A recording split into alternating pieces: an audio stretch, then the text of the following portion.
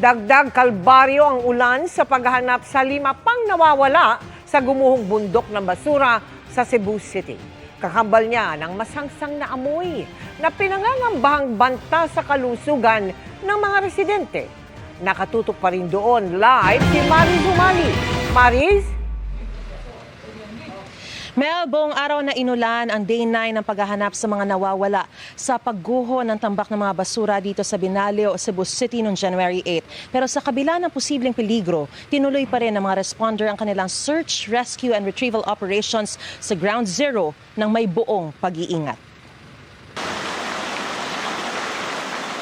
Hindi na halos tumigil ang buhos ng ulan sa Binalio Landfill, alas 12 pa lang ng hating gabi.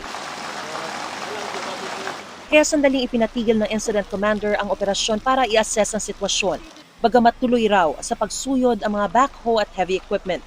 Pag ganito kasi na umuulan yung site, dangerous yun para sa amin sa mga rescuers at saka other responders. Minsan unpredictable yung tubig, lalo na we're dealing with gabundok na basura.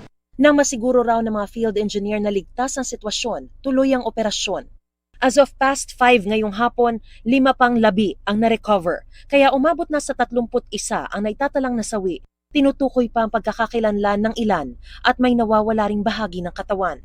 Sa ika-9 na araw mula ng gumuho, 5 pa ang pinaghahanap. Ayon sa Bureau of Fire Protection, may sinusunod na raw silang pattern para mapadali ang paghahanap. We were hoping sana kahapon na we could wrap this up faster.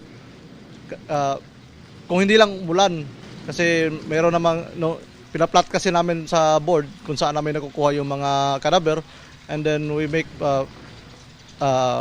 guesses and predictions kung saan pwede namin mahanap yung iba pa, kasi parang may pattern yun eh.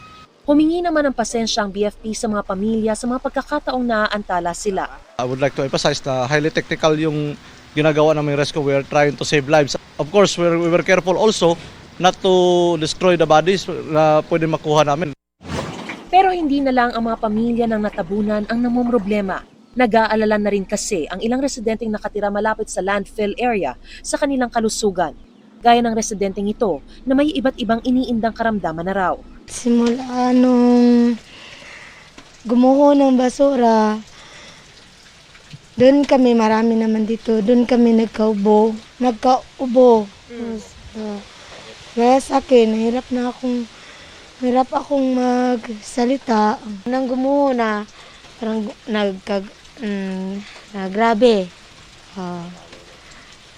Lumalala yung amoy. Lalo na sa mga bata, yung kalusugan ng mga bata, kung maamoy nila, kasi may mga bata, yung immune system nila, mahina pa. Panawagan nila sa lokal na pamahalaan. Dapat lang kasi Dapat ano po? Dapat lang kasi malayo ang ng landfill sa mga tao dito kasi hindi mo naman alam talaga kung anong basura ang itatambak nila, ang amoy. Hindi natin alam kung anong amoy meron doon sa basura na mahalanghap ng mga tao. Sana malayo sa bahay, malayo sa walang tao sana para walang magkasakit at hindi ganito maramdaman ng mga taga rito. Sinusubukan pa naming kunan ng pahayagan lokal na pamahalaan dito at kung ano ang plano nila sa mga tambak ng basura sa lugar. Kinunan din namin ng pahayagang Primeway Solutions pero wala pa raw silang pahayag sa ngayon.